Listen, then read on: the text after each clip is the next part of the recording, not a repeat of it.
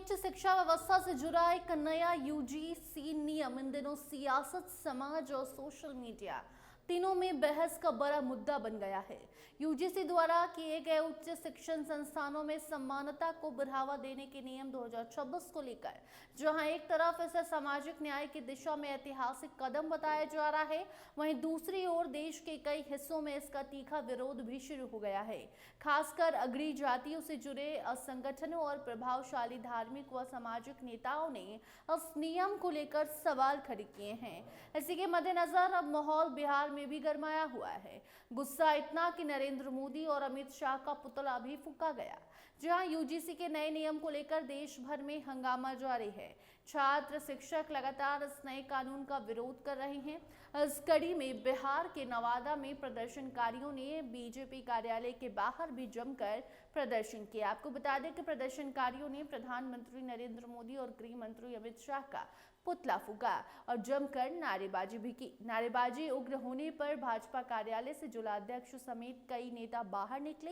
हालांकि प्रदर्शनकारियों के आक्रामक रुख को देखते हुए बीजेपी नेताओं को पीछे हटकर कार्यालय के अंदर जाना पड़ गया और गेट भी बंद कर दिया गया। इस कार्यक्रम का आयोजन लोक जनशक्ति पार्टी रामविलास के पूर्व नेता चंदन सिंह की देखरेख में किया गया था।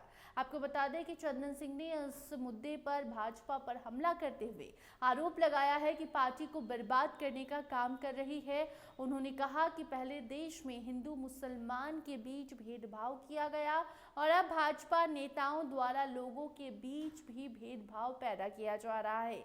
प्रदर्शन के दौरान पीएम नरेंद्र मोदी के खिलाफ नारेबाजी भी की गई है। आपको बता दें कि इस यूजीसी का असर बंगाल और यूपी में होने वाले विधानसभा चुनाव में भी देखने को मिलने वाला है। ये मुद्दा अब राजनीतिक रंग भी लेने लगा है।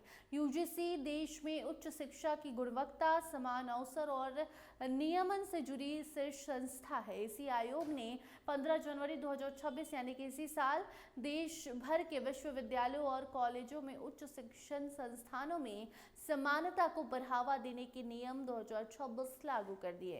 इस नियम का मकसद कैंपस में जातिगत भेदभाव को रोकना और वर्गों के लिए समान, सुरक्षित और सम्मानजनक शैक्षणिक माहौल सुनिश्चित करना बताया गया है। नए नियमों के अनुसार हर विश्वविद्यालय और कॉलेज में अब एससी, एसटी, ओबीसी के लिए समान अवसर प्रकोष्ठ बनाना अनिवार्य होगा और यूनिवर्सिटी लेवल पर एक समानता समिति यानी कि इक्वालिटी कमेटी गठित की जाएगी। एक कमेटी बनाना है। इस समिति में ओबीसी, महिला, एससी, एसटी और दिव्यांग वर्ग के प्रतिनिधियों की मौजूदगी जरूरी होगी। समिति हर 6 महीने में रिपोर्ट तैयार कर यूजीसी को भेजेगी। यूजीसी का कहना है कि इससे शिकायतों की निगरानी, जवाबदेही और पारदर्शिता बढ़ने वाली है। रेगुलेशन लागू होते ही देश के कई हिस्सों में अग्रणी जातियों से जुड़े संगठनों में असंतोष देखने को मिला।